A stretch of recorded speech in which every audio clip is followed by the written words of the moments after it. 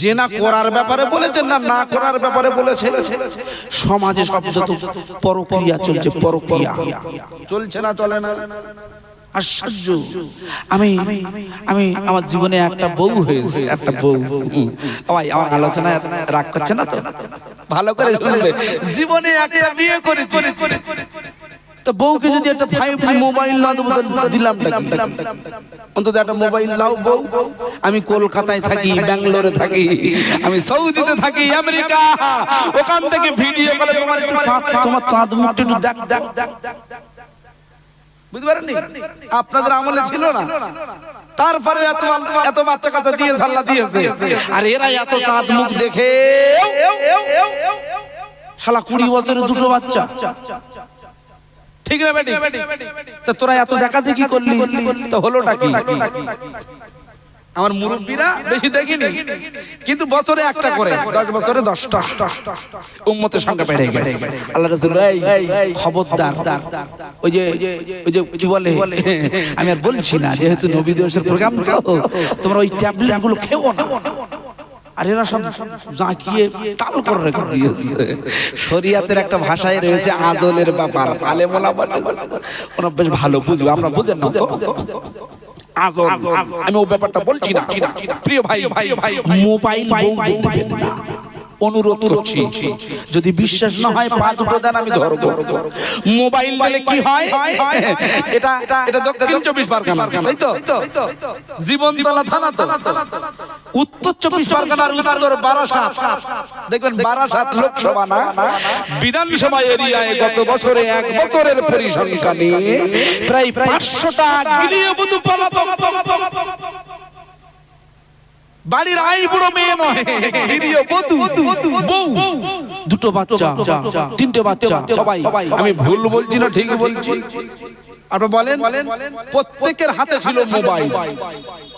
গবেষণা এসেছে, আপনার বউকে আপনি যদি এটা মোবাইল কিনে দেন, ওটা মোবাইল নয়, ওটা পর পুরুষের হাতে আপনি তুলে দিলেন। আপনি ঘুমিয়ে আছেন, হোয়াটসঅ্যাপে চ্যাটিং চলে, চ্যাট।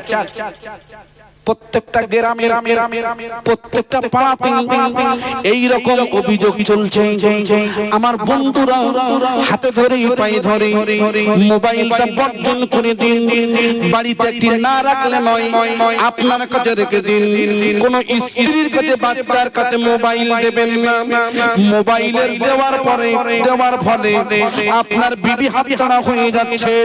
13 বছর সংসার করেছেন, 22 বছর সংসার করেছেন, আপনি মনে মনে মনে মনে মনে মনে মনে মনে ভাবছেন আমি 22 বছর সংসার করেছি, এ বউ আমার রেজিস্ট্রেশন হয়ে গেছে, আর ছেড়ে পালাবে না। আপনি ভুল ভাবছেন, আপনি ভুলের সাগরে পড়ে আছেন। 22 কেন, 30 কেন, 40 বছর সংসার করার পরে এই রকম রিপোর্ট আছে, 40 বছর পরে নাতিপুতি হয়ে গেছে। ওইগুলো ফেলে রেখে পরকীয়ায় গিয়ে বোম্বে ঠেলে উঠেছে। আছে না নেই? আমার ভাই সবেরা, সুতরাং এটি নবীর কোনো আদর্শ নয়, এটি কোনো নবীর চরিত্র নয়। আমার নবীর চরিত্রটা বলতে গিয়ে আগে নবী সম্পর্কে আপনাকে বলতে হবে। শুনে নিন, শুনে নিন, শুনে নিন। আম্মা জান আমিনাতুজ যোহরা সিদ্দিকা রাদিয়াল্লাহু তাআলা আনহা, আম্মা জান বলছেন, আমার ঘরটা যেন আলোয় আলোকিত হয়ে যায়। উম্মে আয়মানকে ডেকে বলি, উম্মে আয়মান শোনো, শোনো শোনো শোনো শোনো শোনো, আমার স্বামী তো নেই, আমার স্বামী মারা গেছে, আমার শ্বশুরজি কাবায় শুয়ে আছে। হযরত আব্দুল মুত্তালিবকে খবর দিয়ে আসো, খবর দিয়ে আসো, আমার একটি সন্তান হয়েছে, নূরের তলা হয়েছে, এই খবরটা তুমি খানায় কাবায় দিয়ে আসো। যাও, চলে যাও। উম্মে আয়মান দৌড় দৌড় দৌড় দৌড় যেতে যেতে যেতে যেতে যেতে যেতে দেখছে, তখন একটু সকাল সকাল ভাব হয়ে গেছে। মক্কায় তখন দুর্ভিক্ষ চলছে, আমার বন্ধু যেমন দুর্ভিক্ষ প্যালেস্টাইনে চলছে, খাদ্যের অভাবে ওরা মারা যাচ্ছে। নেতানিয়াহু সরকার আর ডোনাল্ড ট্রাম্পের সরকার, এই দুটো সরকার দাজ্জালের সরকার। আর বন্ধুরা ওরা মিসাইল মেরে মারছে ইমানদারদের, ওরা আবার খুদা মিসাইল মারছে। খুদা মিসাইলটা দেখা যাবে না, এই মিসাইলটা দেখা যায়।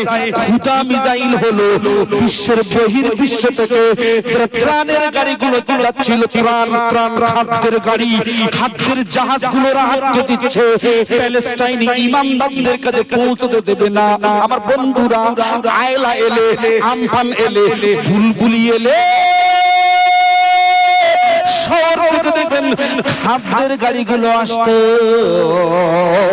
আপনার এলাকায় এসেছে, অনেক এলাকায় এসেছে, ঠিক ওই রকম প্যালেস্টাইনে যাচ্ছে। ইসরায়েলের নেতানিয়াহুর জায়নবাদী সরকারেরা, ওই কাফের সরকার, বেদিনের সরকার, ইহুদিরা, এরা মুসলমানদের খাদ্যগুলো আটকে দিচ্ছে, পানীয়গুলো আটকে দিচ্ছে। ওরা মিসাইল মেরে মারছে, আবার খুদাই মেরে দিচ্ছে। এদের স্লোগান হলো, এদের আন্দোলন হলো, ওরা প্রকাশ্যে বলছে প্যালেস্টাইনে কোনো মুসলমান থাকতে পারবে না। প্যালেস্টাইন দ্রুত এখান থেকে মুসলমানরা মেরে শেষ করে দিয়ে এখানে ইহুদিদের রাজত্ব তৈরি করব। আমার আল্লাহ বলে একজন আছে, প্রত্যেকটা মাজলিসে দোয়া করি, প্রত্যেকটা ইমানদার দোয়া করে। আমার আল্লাহ বলছে একটা ইমানদার থাকলে, একটা ইমানদার যদি প্যালেস্টাইনে বেঁচে থাকে, আমার বন্ধুরা ওই প্যালেস্টাইনটাকে আবার নতুন করে সাজিয়ে তুলে নেবেন আমার আল্লাহ। এইরকম করে ওরা দুর্ভিক্ষের ভিতরে ফেলে দেয়, খরার ভিতরে ফেলে দেয়। আল্লাহর নবী মুহাম্মদুর রাসূলুল্লাহ পৃথিবীর জমিনে আসলেন, পৃথিবীর জমিনে পদার্পণ করেছেন। মক্কায় দুর্ভিক্ষ, মরুভূমিতে চাষ হয় না, মরুভূমিতে ফসল হয় না। মক্কার খেজুরগুলো সব শুকনো হয়ে যায়। উম্মে আয়মান উনি দৌড়ে খানায় কাবার দাদু মুত্তালিবের কাছে খবর দেওয়ার জন্য দৌড় দেয়। আশেপাশে খাজুর গাছ ছিল, ওই খাজুর গাছগুলো যেন মারা গিয়েছিল। পাতাগুলো গুড়িগুলো শুকনো হয়ে গিয়েছিল, শুকনা। উম্মে আয়মান বর্ণনা করে, আমি দৌড়ে যাচ্ছি, ওই মরা খাজুর গাছগুলো যেন আমার নবীর আগমনে, ওই মরা গাছগুলো আমার আল্লাহ তাআলা জিন্দা বানিয়ে দেয়। আরো জোরে হয় না সুবহানাল্লাহ।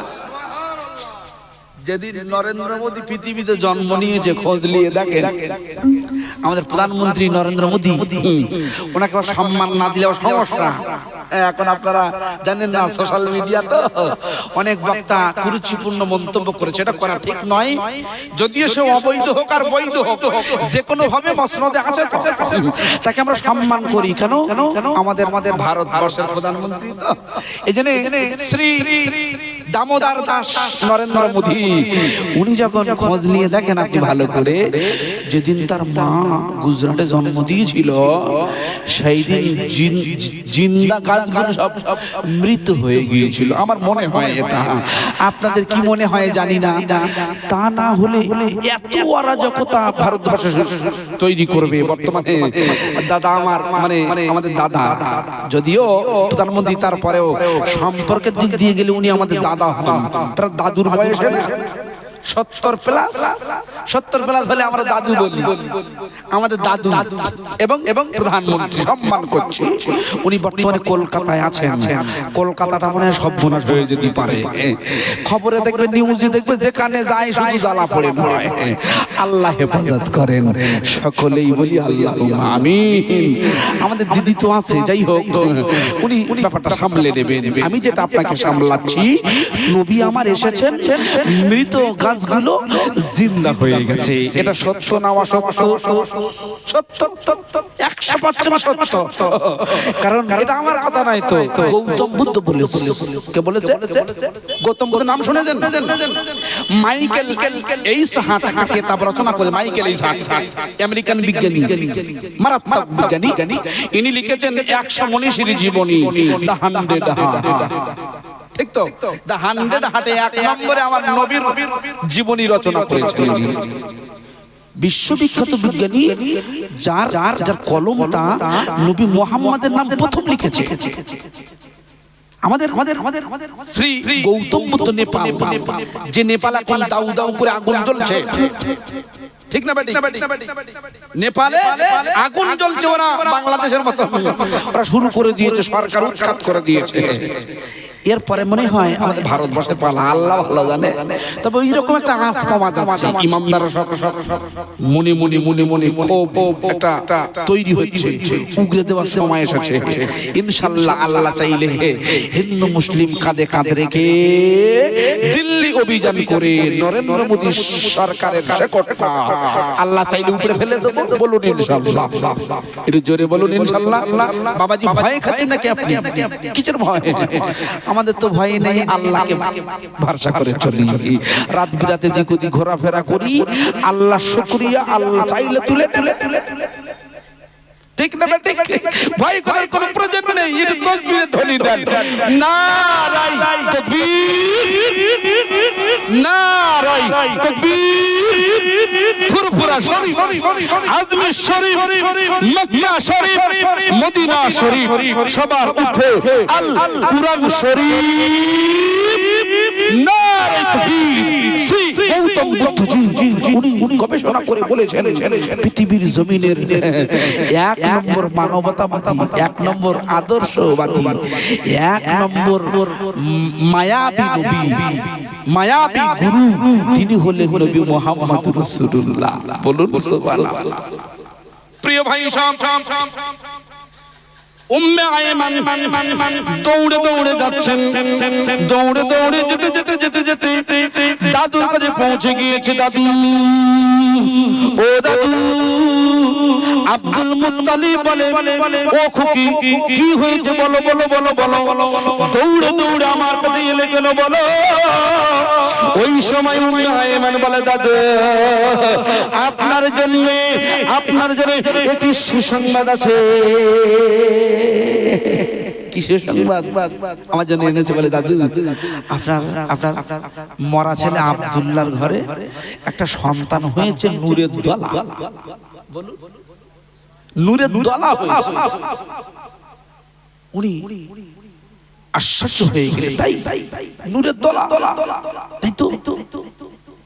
কি করে আশ্চর্য হলেন এই জায়গাটাই ভালো করে বুঝবেন। উনি আশ্চর্য হলেন কেন? এখান থেকে 6 মাস আগে আব্দুল মুত্তালিব বলছেন, এখান থেকে আমি 6 মাস আগে খানায় কাবার মাতোয়াফে নয়, খানায় কাবার চাতওয়ালে শুয়ে আছি। যদিও কাবাটি হাইজ্যাক হয়ে গিয়েছিল। হাইজ্যাক বোঝেন? হাইজ্যাক মানে আপনার কোনো নিয়ন্ত্রণ থাকবে না। মাঝে মধ্যে প্লেন হাইজ্যাক হয়ে যায়, প্লেন বা বাস হাইজ্যাক হয়ে যায়। সন্ত্রাসীরা ওরা বন্দুক নিয়ে প্যাসেঞ্জারদের ঘাড়ে মাথায় ঠেকিয়ে রাখে। যিনি পাইলট থাকেন তাকে বলে, যেখানে যেতে বলে তাকে সেখানেই যেতে হয়। এটাকে ইংরেজিতে হাইজ্যাক বলা হয়। ঠিক ওই রকম করে কাবা শরীফটা হাইজ্যাক হয়ে গিয়েছিল। কারা হাইজ্যাক করেছিল? পৃথিবী বিখ্যাত মসজিদ, মুসলমানদের নয়নের মণি, ওই কাবাটি আবু জাহেলদের নেতৃত্বে হাইজ্যাক করে নিয়ে ওই কাবার ভিতরে সব মূর্তি ঢুকিয়ে দিয়েছে, পুতুল ঢুকিয়ে দিয়েছে। ওরা পুতুল ঢুকিয়ে দিয়ে কাবার অস্তিত্ব, কাবার ঐতিহ্যটা নষ্ট করে দিয়েছে। যে কাবা শরীফটি নবী ইব্রাহিম আলাইহিস সালাতু ওয়াস সালাম, নবী ইসমাঈল আলাইহিস সালাতু ওয়াস সালাম 2 বাপু মিলে কাবাকে অক্লান্ত পরিশ্রম করে আল্লাহর নির্দেশে তৈরি করেছে।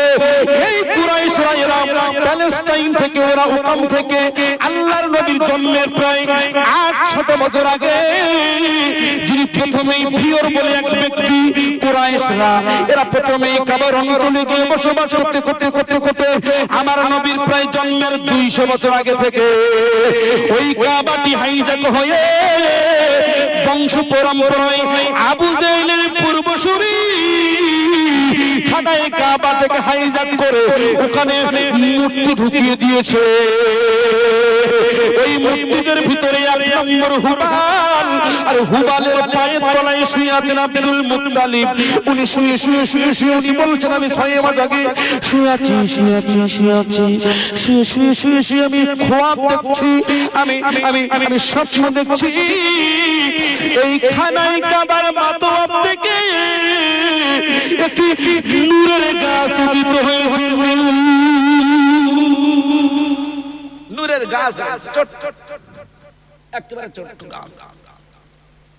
উনি স্বপ্ন দেখছেন, দেখছে গাছটি একেবারে মাতোয়াফে, যেখানে হাজিরা গিয়ে দৌড়দৌড়ি করে তাওয়াফ করেন পাথর দিয়ে। এখন আলিশান ব্যাপার, কিন্তু সেই যুগে পাথর ছিল না। গাছটা বাড়ছে বাড়তে বাড়তে তার ডালপালা বাড়তে বাড়তে বাড়তে বাড়তে এমন পর্যায়ে গেছে গোটা পৃথিবীতে তার ডালপালাটা ছড়িয়ে ছিটিয়ে যায়। তার ডগাটা তার মাথাটা একেবারে আকাশচুম্বী হয়ে যায়। বলুন সুবহানাল্লাহ, জোরে হয় না সুবহানাল্লাহ। আব্দুল মুত্তালিব স্বপ্নটা দেখেছেন এই নূরের গাছটা একেবারে আকাশচুম্বী। উনি দৌড় দিলেন ওয়ারাকা বিন নাওফেলের, ওয়ারাকা বিন নাওফেল চেনেন আপনি? বিশ্ব বিখ্যাত স্বপ্নের ব্যাখ্যাকারী ওয়ারাকা বিন নাওফেল। ওনার কাছে যখন স্বপ্নটা ব্যাখ্যা করেন উনি খুব গভীর চিন্তামগ্ন হলেন, খুব গভীর চিন্তামগ্ন হলেন। হই উনি গবেষণা করি করি করি করি উনি বলেছেন হে আব্দুল মুত্তালিব শোনো, তোমার ঘরে এমন একটি সন্তান জন্ম নেবে যে সন্তানের কর্তৃত্ব, যে সম্মানের সুনামটা, যে সন্তানের নূরটা আলোটা গোটা পৃথিবীতে আমার আল্লাহ দায়িত্ব নিয়ে ছড়িয়ে দেবে। একটু আওয়াজ দিয়ে বলা যায় না সুবহানাল্লাহ। আর সেই নবীর সম্মান, সেই নবীর নূরের আলোটা আপনাদের যোগেন্দ্রনগরে পৌঁছে গেছে। আপনি দেখেছেন সে আলো?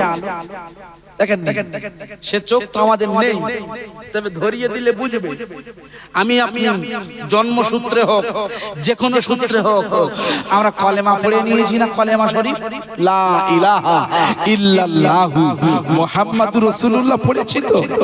এটা হলো ইসলামিক গবেষণা অনুযায়ী, হাদিস অনুযায়ী এটা হলো ঈমানের একটা নূর, ঈমানের নূর। আল্লাহর নবীর ঈমানের নূরটা আমার আপনার কলিজায় পৌঁছে গেছে।